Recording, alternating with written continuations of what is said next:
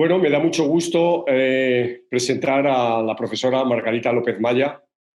Margarita López Maya, aunque actualmente está haciendo una estancia prolongada en South Bend, en el Kellogg Institute, es profesora de Ciencia Política y de Sociología de la Universidad Central de Venezuela. Margarita, me gustaría lo primero darte las gracias por incorporarte a esta serie de programas sobre los retos de la política, los retos de la democracia. Bienvenida. Muchas gracias primero y también muy honrada con la invitación. Para mí es un gran gusto estar contigo y con los que escuchen este programa. Muchas gracias, Margarita. Bueno, pues, ¿cómo ves los retos de la política hoy, cuando está terminando el año 2020? Bueno, el año vino muy duro para la democracia, ¿no? En todas partes del mundo y particularmente en este continente y en América Latina, ¿no? La pandemia se sobrepone a ya dificultades se estaban observando sobre las democracias representativas. Unos años, recuerdo con el índice de la revista The Economist, la democracia se ha ido reduciendo en el planeta. La pandemia, de alguna manera, por lo menos en la región latinoamericana y yo diría en el continente, ayudó también a que esa reversión y las tendencias autoritarias sean las que parece que están al alza al final de este año, de manera que hay un gran reto. El reto es cómo recuperar el entusiasmo, ¿no? El compromiso con las instituciones de democracia representativa, yo estoy, como bien dijiste, Manuel, estoy en una prolongada estadía aquí en los Estados Unidos y tuve la oportunidad de ver cómo transcurrió el proceso eleccionario en los Estados Unidos. Parece mentira, pero uno que viene de Venezuela y que vio cómo se destruyó la democracia representativa en Venezuela y ver los síntomas en los Estados Unidos es bastante duro, ¿no? De todas maneras, pues en el caso de los Estados Unidos, fue hace 2 días que finalmente, oficialmente, las instituciones prevalecieron y se logró oficialmente reconocer el triunfo de Joe Biden en las elecciones este noviembre. Biden se alza no solamente con el colegio electoral, sino con la mayoría de los votos.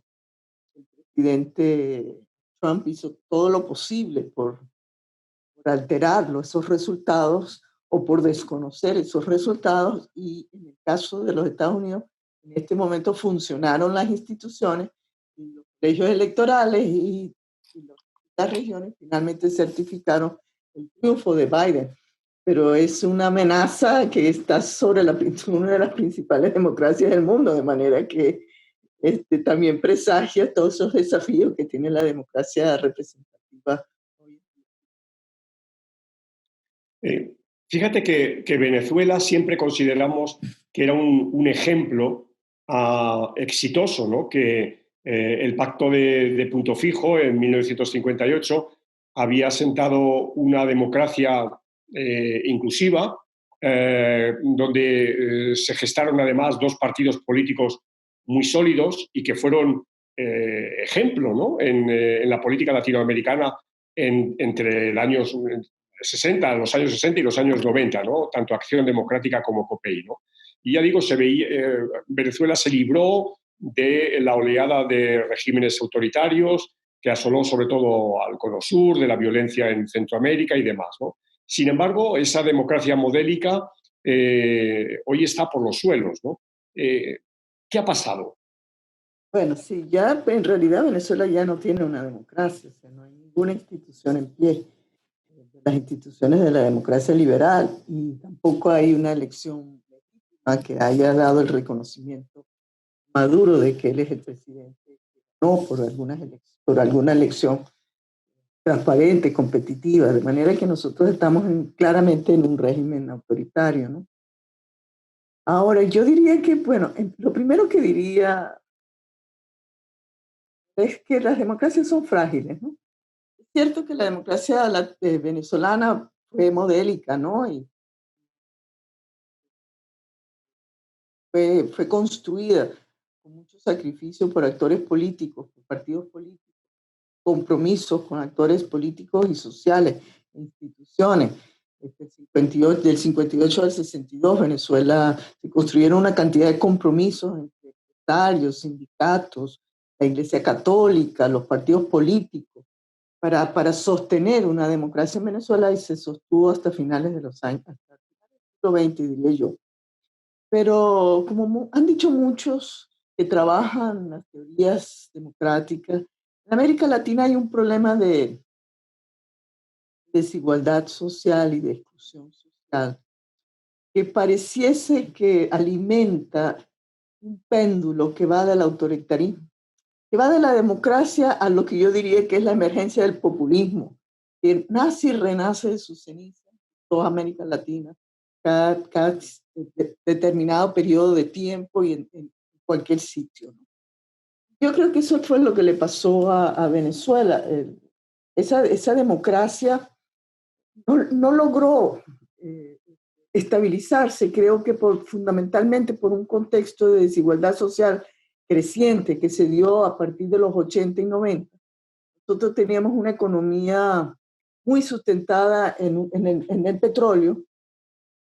Ese petróleo es una bendición y una maldición al mismo tiempo, porque las élites dependen demasiado de ellos, las élites que están en el poder, y terminan eh, financiando la democracia en un juego suma cero, donde ningún actor realmente se sacrifica, y el que se sacrifica es el tesoro de la nación, dándole a unos créditos blandos, a otros aumentos de salario, creando una infraestructura en donde todo el mundo se siente con derechos y nadie se siente en compromiso con esta democracia. De manera que cuando comenzó a fallar el precio de los barril petrolero en el mercado mundial y comenzó esa inestabilidad del ingreso fiscal petrolero venezolano, comenzaron a desdibujarse los vínculos y los compromisos que habían entre los actores, ¿no? Y eso se fue expresando en una desigualdad social creciente en los años 80 y 90, que terminó desestabilizando, vamos a decirlo así, no solamente el orden social, se produjo un proceso de desigualdad y de una brecha de desigualdad muy pronunciada. Venezuela había sido de las sociedades más igualitarias del continente, competía con Costa Rica, competía con Uruguay, pero ya en los 90 teníamos una brecha de desigualdad muy fuerte entre los que eran más, entre los más, los que tenían más ingresos, los más ricos, y el 10-20% del percentil más pobre. Comenzó un gran descontento hacia primero hacia los partidos y finalmente hacia la democracia. Pues en las encuestas de finales de siglo que la gente pedía un hombre fuerte. Y eso se expresó con la ruptura populista de Hugo Chávez. Hugo Chávez llega al poder en una ruptura populista netamente, como dirían los teóricos, el comienzo de la historia es conmigo, yo sí voy a solucionar esta crisis, yo sí voy a crear un nuevo modelo económico, el problema es la corrupción, el problema son las oligarquías, son esas élites corruptas, los partidos políticos, y la gente compró ese mensaje, estaban muy disgustados, muy resentidos por la reversión de los beneficios que habían tenido durante todo el siglo XX y que se estaban muy afectados desde el Caracazo en 1989. Bueno, y se produce la ruptura populista, entra Chávez al poder por las urnas, en una votación claramente donde él ganó claramente, de unas elecciones competitivas. Partidos políticos hicieron un papel bochornoso en esas elecciones, se retiraron la semana anterior, desconocieron a sus candidatos, realmente estaban aterrados, ¿no? Con la irrupción de Chávez. Y Chávez entra primero a decir que va a terminar con la corrupción, que va a crear una democracia más robusta, una democracia participativa. También las élites habían habían ofrecido y se había discutido una reforma constitucional que no había cuajado, porque tampoco cualquier reforma constitucional significa un reajuste de las relaciones de poder en el Estado, cualquiera que este sea, y en este caso en el Estado venezolano. Esa reforma que era importante, era una demanda importante de actores sociales y políticos de la ciudad y de la ciudadanía, reformas de descentralización, reformas de participación a nivel local, no habían logrado cuajar tampoco. Las élites se negaban a dar esas reformas. Y al final del día, ¿qué pasó? Bueno, Chávez ofreció un cambio constitucional, se hizo una nueva constitución de democracia participativa, pero en la medida en que se va avanzando, yo diría, Manolo, que Chávez fue un líder mediocre. Fue mediocre en el sentido que él asumió esa democracia participativa, pero ni la entendió ni la compartió. Él tenía una formación militar autoritaria, él quería quedarse en el poder y fue avanzando sobre eso, utilizando pues métodos muy populistas, referendos, plebiscitos, aclamaciones en la calle, movilizaciones, para erosionar las instituciones de la democracia representativa que ya estaba muy golpeada. Yo diría que ahí hay un rompeaguas en el año 2006, cuando él gana nuevamente las elecciones, su derecho a la reelección, pero las gana avasalladoramente, el 64% de los votos, en un momento de bonanza petrolera extrema, ¿no? Había un alza del precio del petróleo y él utilizó los recursos del Estado, no tan descarado como lo hace hoy en día Maduro, pero ya él había erosionado esas reglas del juego de la democracia liberal. La ciudadanía le dio el voto avasallador y él había ofrecido un socialismo del siglo XX, las elecciones. Entonces él se sintió empoderado y decidió irse para un modelo. Yo, bueno, lo he escrito y tengo otro libro que espero que salgan a principios del año que viene. Yo he argumentado muy fuertemente que el socialismo del siglo XXI no tiene poquísimo que ver con la democracia participativa de la Constitución. Ese fue un proyecto personal de Chávez, posiblemente un sueño de adolescencia, alimentado también por su idealización y romanticismo con el modelo cubano. Lo cierto que ese socialismo del siglo XXI, él trató de imponerlo, trató de persuadir a la sociedad venezolana de que era bueno ese socialismo, impulsó una reforma constitucional, no pasó la reforma constitucional, fue derrotada. La única gran derrota que tuvo Chávez a lo largo de sus dos periodos, en el año 2007, perdón, en diciembre del 2007, de acuerdo con la nueva constitución de 1999, él lo presentó a la ciudadanía para que se votara esa reforma, 69 artículos de la constitución, y la población votó en contra de esa reforma. Pero ya Chávez estaba ya demasiado intoxicado de poder y de dinero y decidió seguir adelante.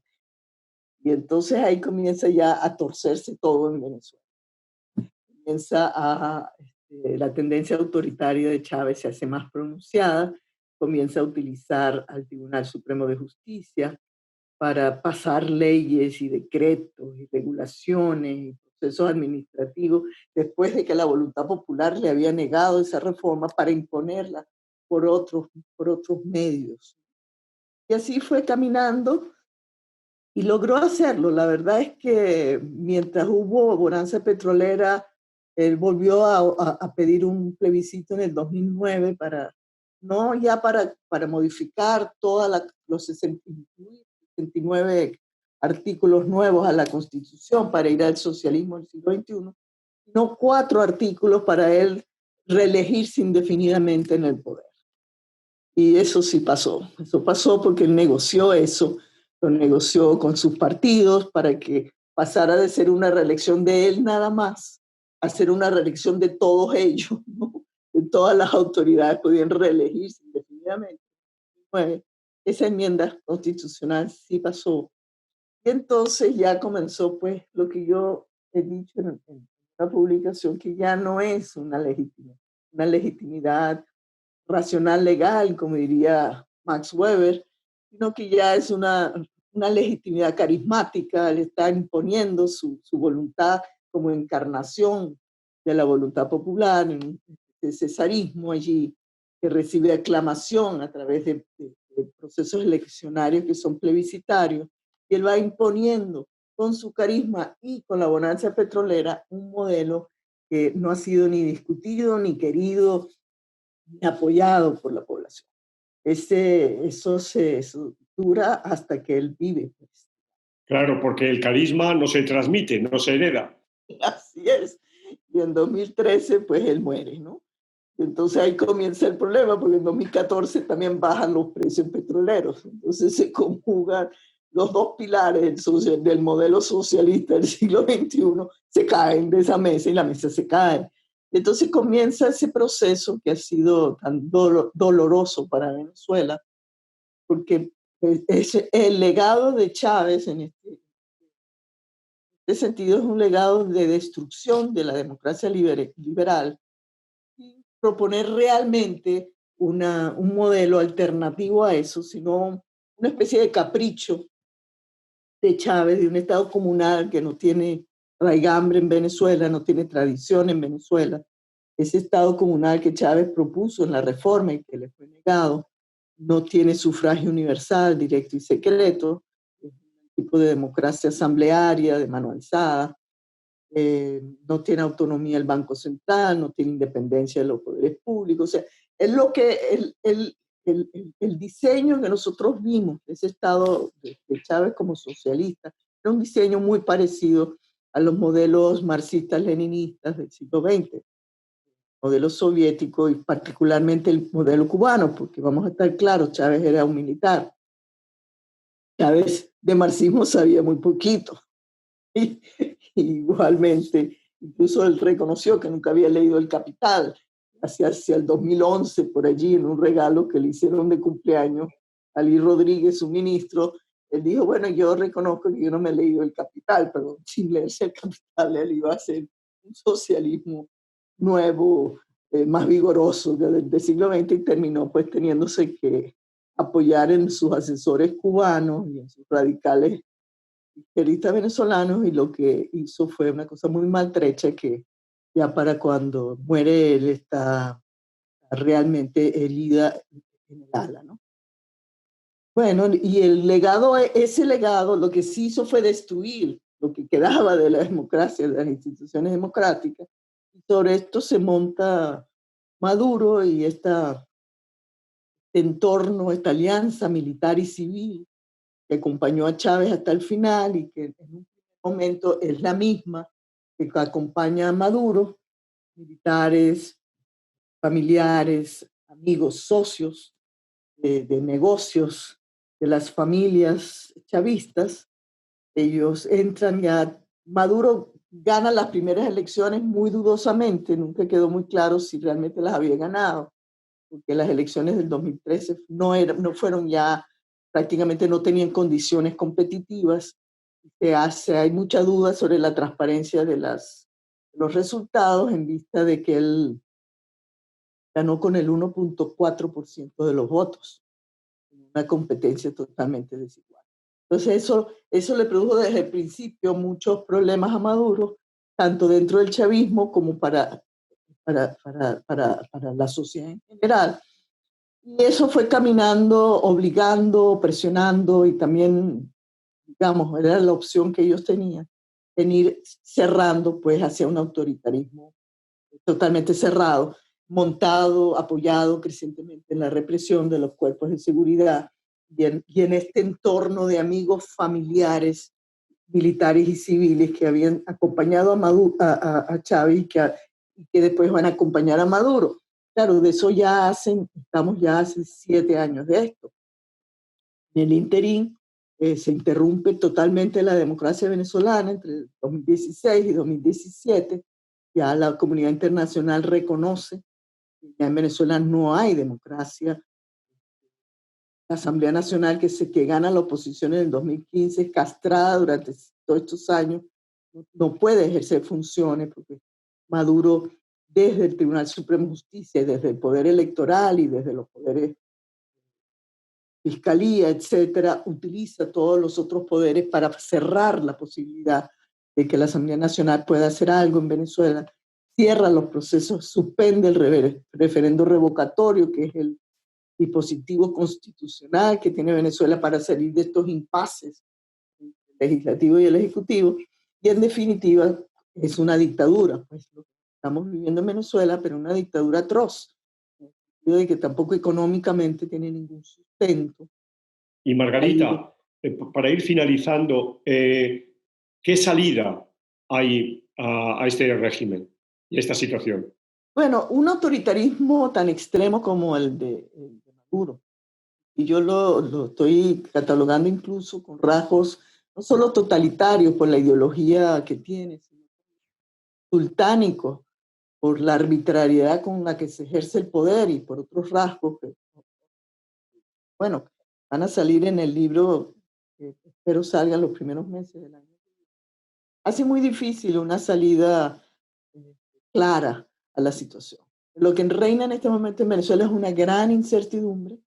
En este momento acaba de capturar Nicolás Maduro la Asamblea Nacional a través de las elecciones parlamentarias, de manera que yo creo que estamos cerrando el ciclo con esa captura que hace Maduro de la Asamblea Nacional. Ya los factores de oposición democrática no tienen espacios institucionales desde donde visibilizarse y continuar la lucha por una democracia en Venezuela. Eso hace, en mi criterio, que se haya cerrado el ciclo de estas luchas estratégicas comandadas o lideradas por Juan Guaidó como presidente de la Asamblea Nacional. El 5 de enero entra otra Asamblea Nacional. Seguramente estos líderes se van para el exilio, una buena parte de ellos, porque la persecución hacia ellos va a ser terrible. Lo que vamos a ver a futuro, creo yo, es una lenta recomposición de la lucha democrática, un horizonte ya de mediano y largo plazo, donde posiblemente veremos nuevos liderazgos políticos, nueva dirección política, más visibilidad de la sociedad civil, de organizaciones empresariales y organizaciones civiles, tratando de encontrar algún acuerdos políticos en Venezuela que permitan eventualmente llegar a elecciones que puedan ir abriendo espacios para en algún momento llegar a una transición.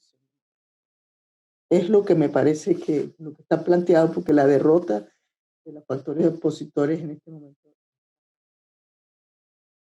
Entendido, Margarita. Pues muchísimas gracias por tu excelente análisis de un tema tan complejo, y estoy convencido que esto va a tener un gran impacto entre nuestros escuchantes y nuestra audiencia, ¿no? Muchísimas gracias. Un abrazo Y de también nuevo para ti. seguimos en contacto. Gracias, Margarita. Un gran abrazo para ti también.